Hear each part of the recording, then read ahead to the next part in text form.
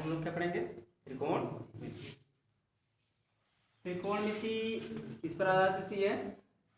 त्रिभुज पर। किस पर आधारित होती है? ए बी सी।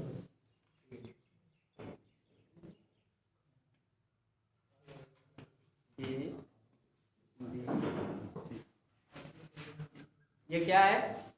एक त्रिभुज है ना, जिनकी भुजाएं क्रमशः ए बी, बी सी और सी ए कहिए चाहे ए सी कहिए, तीन भुजाएं ना। यानी कि हम कहते हैं कि तीन भुजाओं से घिरीबंद आकृति को क्या कहते हैं? त्रिभुज कहते हैं। तीन भुजाओं द्वारा घिरी बंद आकृति को हम त्रिभुज कहते हैं, ये बोलते हैं ना। तो अब जब बात करते हैं त्रिभुज की, त्रिभुज में कितने भुजाएं होती हैं? तीन। कितनी भुजाएं? तीन भुजाएं। कितने कोण होते हैं? तीन। कितने कोण होते हैं? तीन होते हैं। और कितने शीर्ष होते हैं?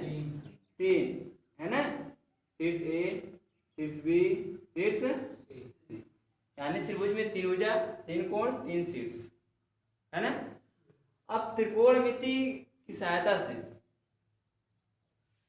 हम त्रिभुज के विभिन्न कोणों व उनकी भुजाओं का मान ज्ञात करते हैं। जैसे त्रिकोणमिति की अगर बात करते हैं तो त्रिकोणमिति को इंग्लिश में क्या बोलते हैं? हाँ, ट्राइगोनोमेट्री। यानी ट्रिग्नोमेट्री की अगर बात करते हैं तो ट्राइमीन, देखिए ट्राइमीन होता है कितना? तीन। क्या होता है? तीन। ट्राइमीन तीन। गोनमीन साइड, क्या होता है?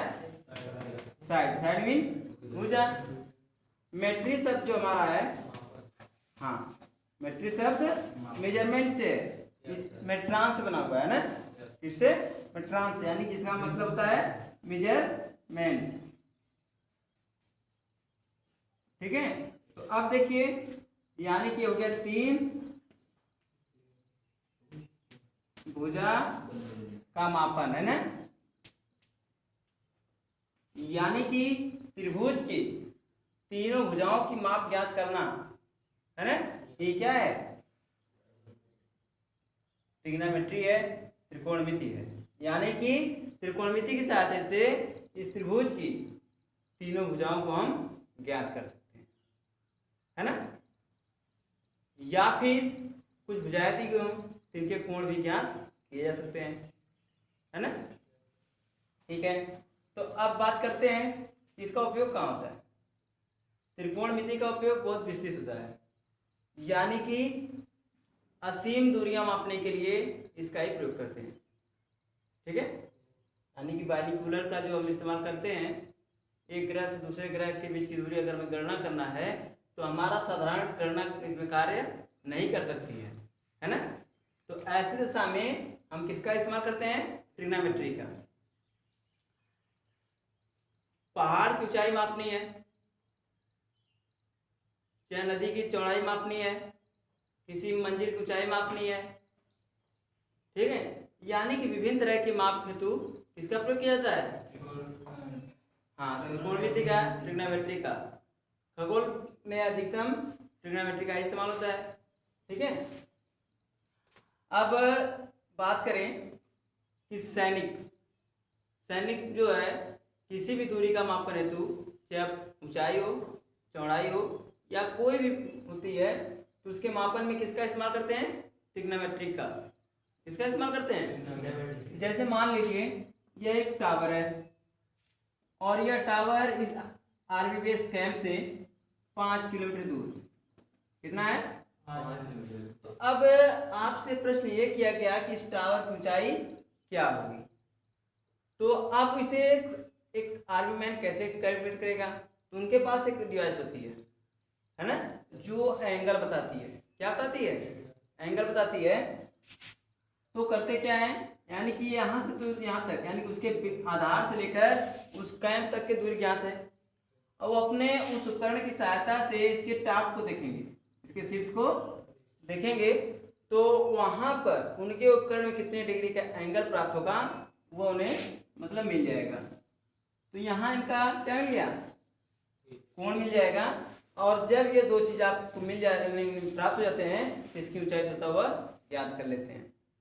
ठीक है। अब देखिए त्रिभुज में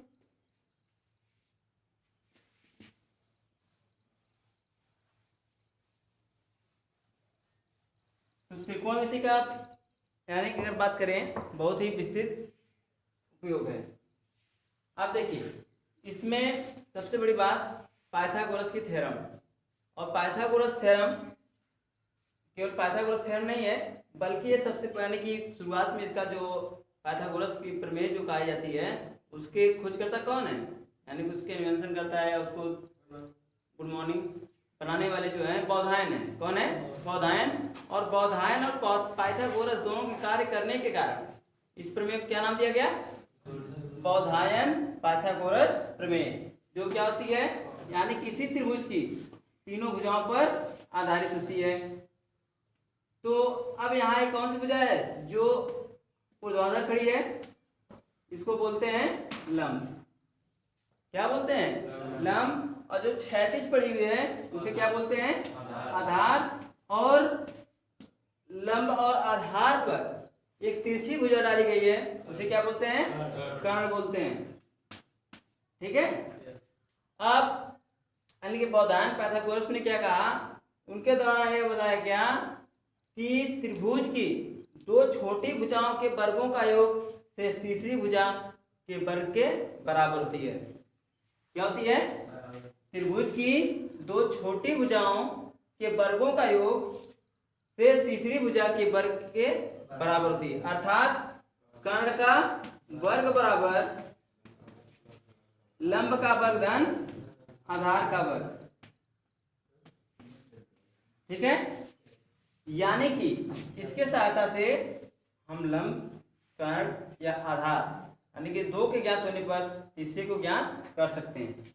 अगर बात करते हैं लंब के लिए तो लंब का वर्ग बराबर क्या देता है? कर्ण का वर्ग माइनस आधार का वर्ग, यही ना। या फिर आधार के वर्ग की बात करें, आधार का वर्ग बराबर क्या होता है? कर्ण का वर्ग माइनस लंब का वर्ग, यही ना। तो अब यहाँ पर ये जो देखिए पाइथागोरस की प्रमेय यही परिभाषित करती है कि त्रिभुज की दो छोटी भुजाओं के वर्गों का योग शेष तीसरी भुजा के वर्ग के बराबर होती है। यहाँ पर देखिए त्रिभुज में लंब और आधार हमेशा कर्ण से क्या होते हैं? छोटे होते हैं। क्या होते हैं? छोटे होते हैं। ठीक है। अब इसके बाद की बात करें अगर हम तो एक ध्यान देने वाली बात यह है कि हमारा जो त्रिभुज है वो रोटेट भी होता है, यानी कि घूमता भी है, घुमाया भी जाता है उसके शीर्ष या आधार को। तो अब उस दशा में इसमें परिवर्तन क्या आता है? ठीक है। अब देखिए आपका यानी कि इसमें बात करें तो ए बी लंब हो गया, सी क्या हो गया? यानी कि ए बी लंब हो गया, बी सी आधार हो गया और ए सी कर्ण हो गया।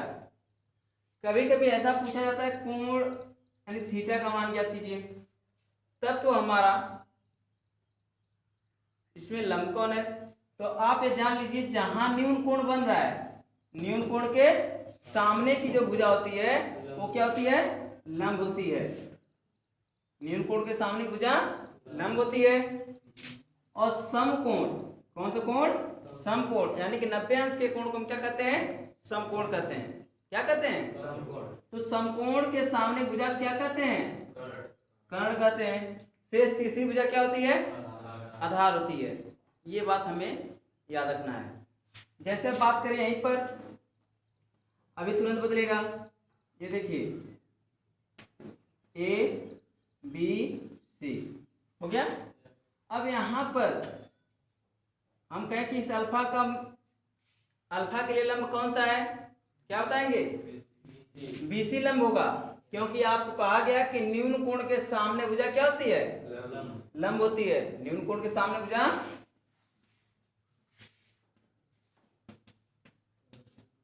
न्यून कोण के सामने भुजा क्या होती है? भुजा लंब होती है। और समकोण के सामने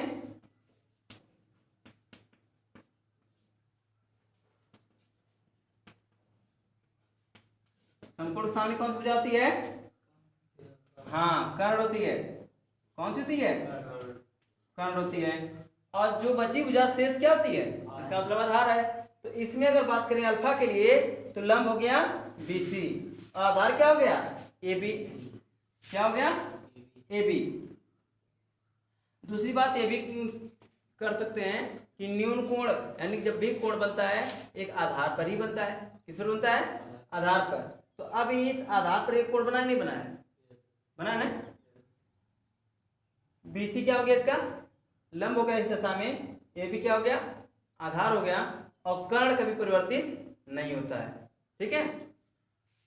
अब बात करें कि इसमें प्रयुक्त होने वाले जो है विभिन्न फार्मूले जो आपको कहाँ प्रयोग होना है, यानी कि पहली एक्सरसाइज पहले प्रश्नावली में, तो आप लोग सीधे क्या देख सकते हैं,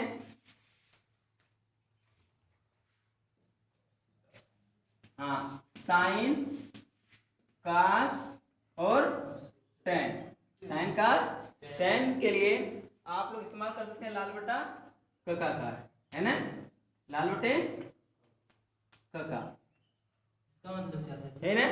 जहां पर यल का मतलब लंब, यल का मतलब क्या होगा लंब, ए का मतलब आधार और के का मतलब कर्ण होगा। अब ध्यान देने वाली बात यह है कि साइन कास टेन, साइन कास टेन, तो पहला साइन है, क्या है साइन। तो यहाँ पहला जो देख रहे हैं फ्रैक्शन वो क्या है लंब बटे कर्ण। क्या है लंब बटे कर्ण, यानी कि साइन थीटा बराबर बात करें तो लंब बटे कर्ण हो गया। ठीक है। इसके बाद साइन का व्युत्क्रम, साइन का व्युत्क्रम जो होता है क्या होता है कौशिक होता है। क्या होता है कौशिक। तो कौशिक थीटा बराबर क्या हो जाएगा कर्ण बटे लंब हो जाएगा, कर्ण बटे लंब।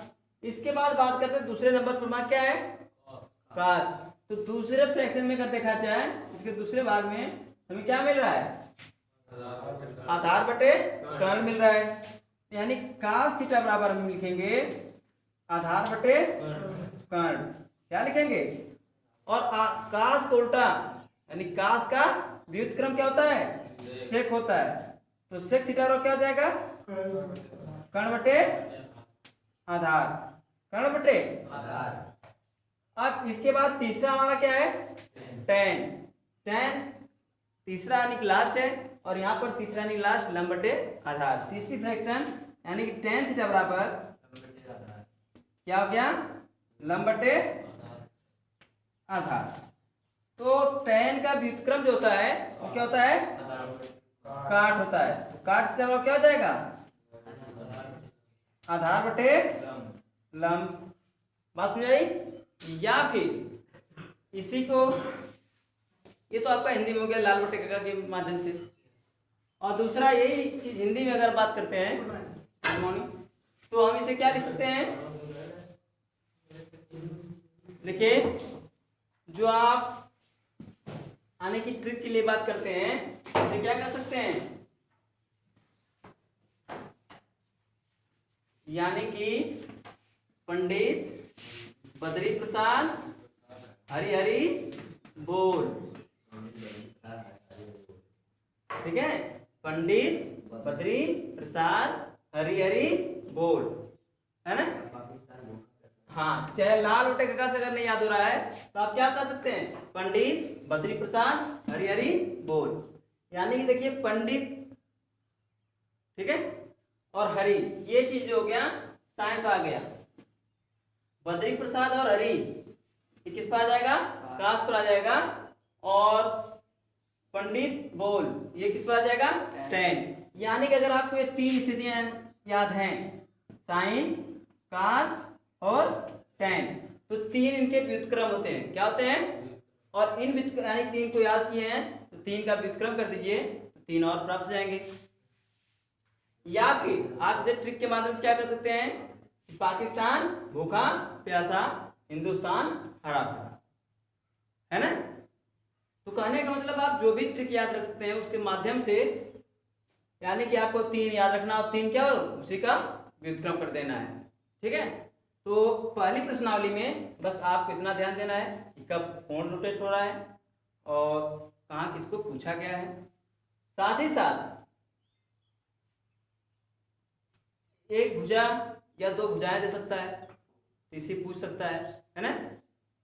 तो ऐसे दिशा में आपको बस इतने फार्मूलों की आवश्यकता है, इन्हीं फार्मूलों का एक्सरसाइज के लिए पर्याप्त होगी। ठीक है, इन्हें अधिक से अधिक प्रयास करके इसे क्या करें, तैयार करें।